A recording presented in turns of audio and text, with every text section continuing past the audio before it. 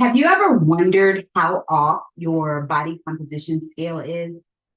Today, I'm going to show you my DEXA scan results, finally, compared to my Renpho scale, which I use on a daily basis, and let you know just how reliable your at-home body composition scale might be or not. In our appearance-driven social system, toxic productivity and diet culture are considered especially heinous. In Denver, Colorado, a dedicated goal-getter seeking to crush these vicious lies is the founder of an elite squad known as Heal Thy Spirit. These are her stories. If this is your first time here, I'm Tia, a Jesus-loving 45-year-old goal crusher in a season or a lifetime, really, of losing weight. I've tried all the things, and this channel is here to document my journey in achieving my numerous life goals. I started injecting Zepbound about 4 months ago, so that's mostly what you'll be learning about these days when you watch. If you're hearing this on the podcast, I encourage you to head over to YouTube so you can really reap the full benefit of the visuals that I'll be showing in most episodes, but especially this episode. All are welcome. My goal is to edutain you, as my girl Franny would say. Now, remember, information is not necessarily education, so do your own research. I'm not giving medical, health, or theological advice. This is just a snippet of my life and some of the tools I use in an effort to reach my audacious goals. You're welcome to take what you get here and run with it after, of course, obtaining your own professional advice. Okay, let's get down to business. So what is a DEXA scan? I first heard about DEXA scans from first on GLP. She's on YouTube, and I'm not on TikTok, but I understand that she used to be on TikTok, or she still is probably, but she recently came over to YouTube. So I highly encourage you to check her out. She has a very interesting story. And I then, after she mentioned it, I was just like, oh, that'd be cool. And I did actually watch a Netflix special called You Are What You Eat. And if you haven't seen it, it is very interesting. But they it was basically like a twin study where them on separate diets. So one twin was on a like carnivore type where they were allowed to eat meat, and the other was on vegetarian. And they basically tracked them, and there was several sets of twins. It wasn't just like one set of twins, but it was several sets of twins. And they point about how everybody is different. And even if twins are, going through the same thing, there are certain biological influences that impact how your body manages weight and whatever. But not the topic of today's discussion. It's a really interesting show. So if you have some time, I highly recommend that you check it out just for additional information. So what a DEXA scan is you go in, you lay down on this table, kind of like an x-ray. I didn't take a picture of that when when I actually went to get the DEXA scan, but there's tons of videos on YouTube. You can just Google DEXA, DEXA, and you'll be able to find many examples of what it is. But you basically lay on a table flat, and this over top of your body, there actually, or I guess I should go this way, it scans your entire body like an x-ray sort of, and gives you a report. And what it does, it's considered to be the most reliable tool for body composition. What I'm going to do is I'm actually going to share my screen, and no judgment here. We're all here to learn. And I'll pull this up. So this is my DEXA scan, and we'll just kind of go through it here. Okay, so here's my DEXA scan. Try to make it as big as possible for you to see. All right. Now, I did this on July 27th, 2024. So actually it was about a month ago. I plan to go and get a probably every 2 or 3 months, just depending on the cost point and how everything works out. But so on that day, if you look here, it has all of my information essentially. And the weight was what I verbally told them. I actually couldn't remember, even though I did actually do my weight initially before I left, and I'll show you those results in a moment. But I verbally told them because I figured it was right around 219, and I also weigh without clothes. But this is what actually came back with the measurement. So my total body fat percentage was 48.7%. My actual weight was 221 pounds exactly. That was a fat mass or fat tissue, 107.8 pounds. Lean tissue, 106.8 pounds, which is pretty cool. My lean tissue is slightly higher than my fat tissue, which, works out on the math, 48.7% of body fat. My bones weighed 6.7 pounds, and my total fat-free body mass, so basically it's your lean tissue plus the bones, that totals 113.4 pounds. And then it breaks everything down further in detail. It talks about the different regions of your body.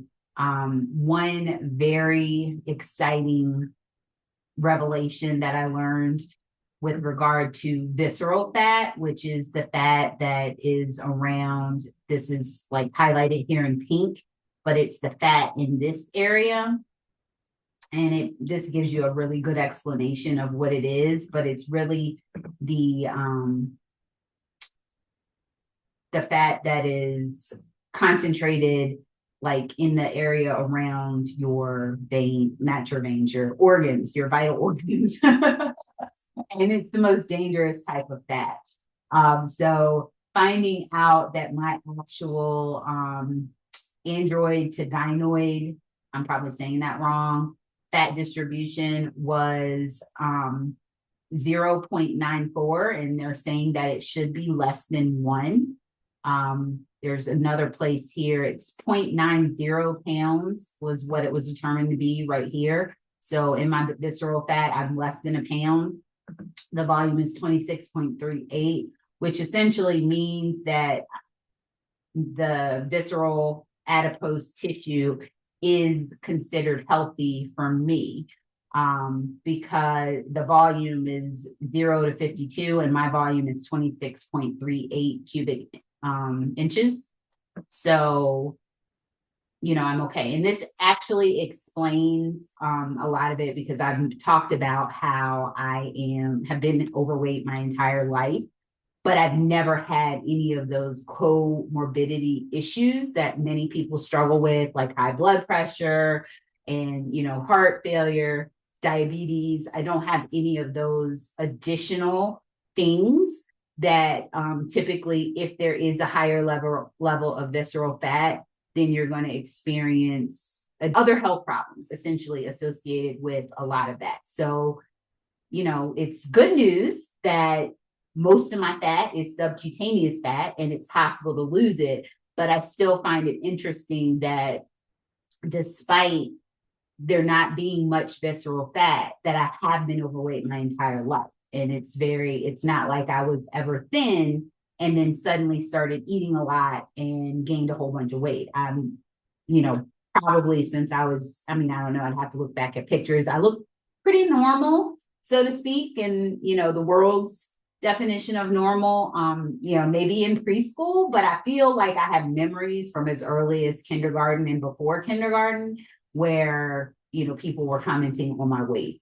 So, and definitely baby pictures, I was chunky. So could have been a period in there when I was like maybe 3 or 4 that I was a little less chunky than I, have pretty much been my whole life.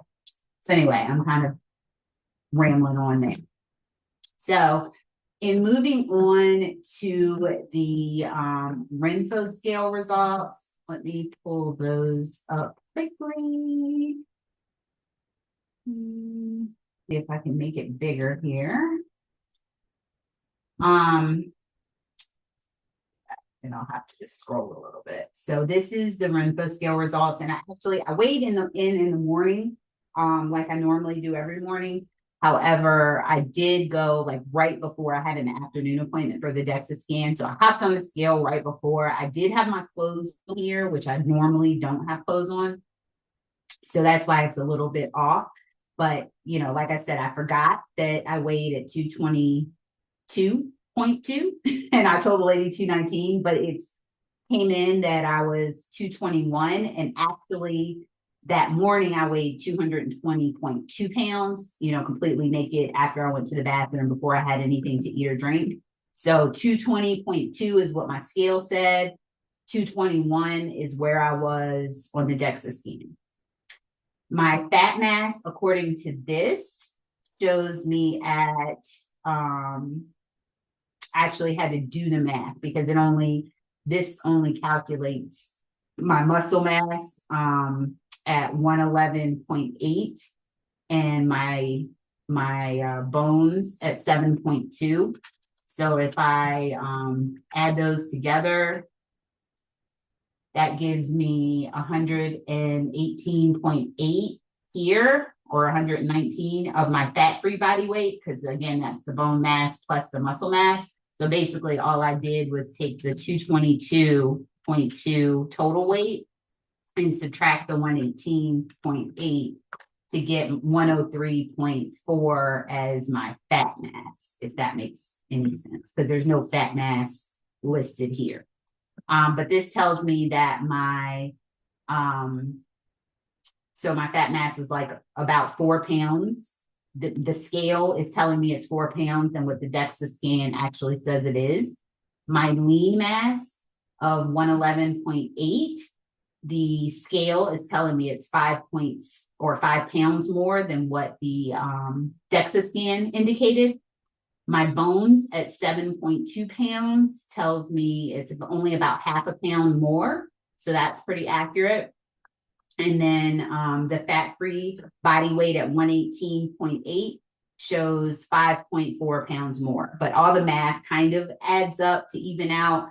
The most exciting thing was the body fat percentage. My scale has me at 46.5%, and my true DEXA scan results had me at 48.7. So it's really only off by 2.2%, which is good. Meaning that this is a good guide, in my opinion, of something to use. 2.2% is not that bad of it. I mean, it is a big difference when you're looking at things, but it gives you an idea that it's not too far off. I mean, if this said that I was, 35% body fat, that would be a big difference, and I would deem it useless. But I'll talk about that, what I learned in the end. The one thing I did want to mention with the Renpho is how it measures visceral fat. Like, it does give you a range when you're using the app as to what specifically, red obviously is not great, but it's not one-to-one, so it was hard for me to compare. The fact that the DEXA scan told me I was less than a pound, 0.90 in visceral fat, and this Renpho scale is telling me that I'm 18. It's actually since then dropped down to 17, but I'm taking that with a grain of salt, essentially, because as far as the range goes with visceral fat, it says that, excellent, you are under 6, and acceptable is under 11. And so I'm in the excessive, which clearly, according to the DEXA scan, is completely not accurate. So there's that. Now, the same day that I did the DEXA scan, I also did an RMR test. And so these are the results of that. Essentially, what RMR is resting metabolic rate. And this report, basically, I got to breathe into this machine, and I'll put the picture up here so that you can see. how crazy it was. However, this is what you had to do. I had to put this thing on my nose, breathe at rest. So not completely still. And it was fasting for like 4-ish hours beforehand. And you just breathe into this thing for like 16 minutes, I think it was. And then it generates this report.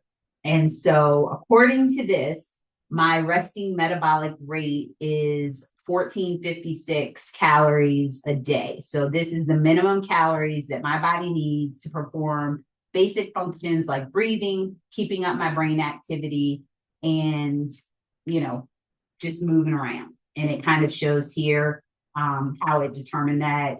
I guess it gives me, no credit for exercise because we're using sedentary here. And for me, based on this information, this is telling me to maintain my weight, I need to be eating between 1,725 and 1,775 calories per day. For weight loss, I should be shooting for 1,475 to 1,525.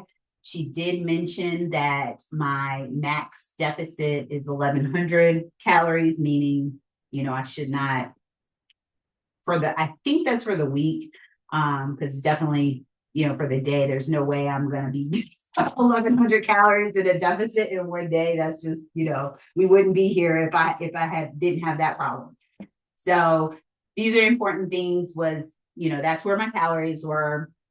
She mentioned to eat back no more than 75% of the calories that, like, if you use MyFitnessPal or another calorie tracker and it tells you burn X number of calories when you're doing physical activity, these obviously are not 100% correct, whether you have Apple Watch or Fitbit or whatever it is you're using, just the little monitor that's on the treadmill or your Peloton. If you have one of those, it's not exact. So to be safe, if you are going to eat back your calories, which I tend to try not to do, then, if it says you burned, 100 calories doing a certain activity, do not exceed more than 75 additional calories above whatever your goal is, in order to maintain your deficit. And that's pretty much, where that is. Now, I do want to point out the difference because on the Renpho app, it does not calculate RMR, but it calculates BMR, which is the basal metabolic rate. And on this, if I can find the picture again.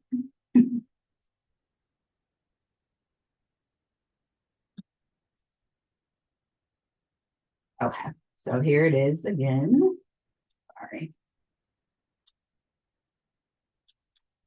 And it has my BMR for that day at 1532. I did do some research and I'll put the link to the article that kind of explains the difference between RMR and BMR below, or maybe up here on the screen. But essentially what this is saying is your basal metabolic rate is like what your body needs to do nothing, just to live, and literally doing no activity. Resting is at rest. Basal metabolic rate is just is lower than rest. Like if you were sleeping or whatever. I don't know. So the basal metabolic rate, they say tends to be 10%, should be, your RMR typically is 10% higher than your BMR. So my 1532 BMR on the Renpho scale here, and if I add 16 or 10%, that means that that's 1685 is technically what my RMR should have been. However, this test indicates that it's actually 1456. So it was off by, if I was going just by trying to manually calculate it, it's off by 200, more than 230 calories a day. And so if I were eating, that full 1685, then I'd be, really off. Basically, again, getting in the weeds, and I apologize, this whole episode is all about numbers. If I take and I subtract 10% of the BMR from this 1456, then it said, or the 1456 RMR to calculate what my BMR is, it should be about 1310. And Renpho is telling me it's 1532. So again, 200 calories. Either way you look at it, it's off by like 200 calories a day, which could make a huge difference if you're shooting for that, 500 deficit every single day. So there's that information. Now, one more thing I want to show you that I learned from that particular day after I had that RMR test. It actually measures, it gives you the score, and it measures how much, like what you're burning. So here is like, they just had it on the wall. There was no report. She just told me that my number, my non-protein RER was 0.84. So at that time, I was burning, of all the calories that I was burning during that time, 47.2% was carbohydrates and 52.8% was fat. So I was burning slightly more fat than I was carbs, which I guess is a good thing. She did mention that that is going to change, when you're fasting for 4 hours. It was a Saturday. We did go to the movies. I did eat popcorn, but I did wait 4 hours before I did the test. And the test administrator indicated that what you eat does impact these percentages. So if I were to go back, first thing in the morning, like before I had anything to eat, it's probably going to be different. And that's probably a more accurate thing. So that's probably what I'll do to know, like before I eat, what exactly does it, what's the best way? I guess you use it as a guide to figure out what kinds of things you can eat and how that impacts how your body burns it to impact your weight loss or your goals. So that's my test. I'll stop sharing my screen here. And what did I learn? So basically, what I learned was that you don't need to pay an exorbitant fee to get a DEXA scan. The scale, at least my Renpho scale, is close enough to be a good tool for me in determining if I'm progressing in the right direction. So even though the numbers are not exactly right to, the pound or percentage, the $75 that I paid for the DEXA scan and the $95 for the resting metabolic rate was a special that they had. So the normal price is much higher than that. So that's the first thing that I discovered. If you are really interested in numbers and analysis and things like this, for me, and you have the funds to get it done, I do recommend it at least once. I wish that I had done it in the very beginning, because now by the time I had done this, I was already 3 months into my Zepbound journey. So I wish I had a baseline. So we'll just use this for the baseline, because I still have, some 50-ish pounds to go. So it'll still be a good guide. But at the end of the day, if I could never afford to do it again, knowing that my Renpho scale at home is just slightly off, kind of gives me peace of mind, so that, things are going in the right direction. The second thing I learned was that you should not rely on your scale to calculate your resting metabolic rate. RMR is beneficial periodically, but you really need to, I guess each and everybody's individual. And I always thought, like, if I get on this thing, and it's, how those body composition scales work, in case you didn't know, is you stand on it. And the reason you have to do it barefoot is when you see like the gold spots there, it's going to send like a little tiny electric charge through your body, and how it vibrates through your body and sends the signal back to the scale. It's, muscle and fat and bone and water and protein all have different synergies. I don't know the right word. I'm so not a science person, but basically it vibrates through your body and tells the scale what your composition is based on the vibrations from that electric signal.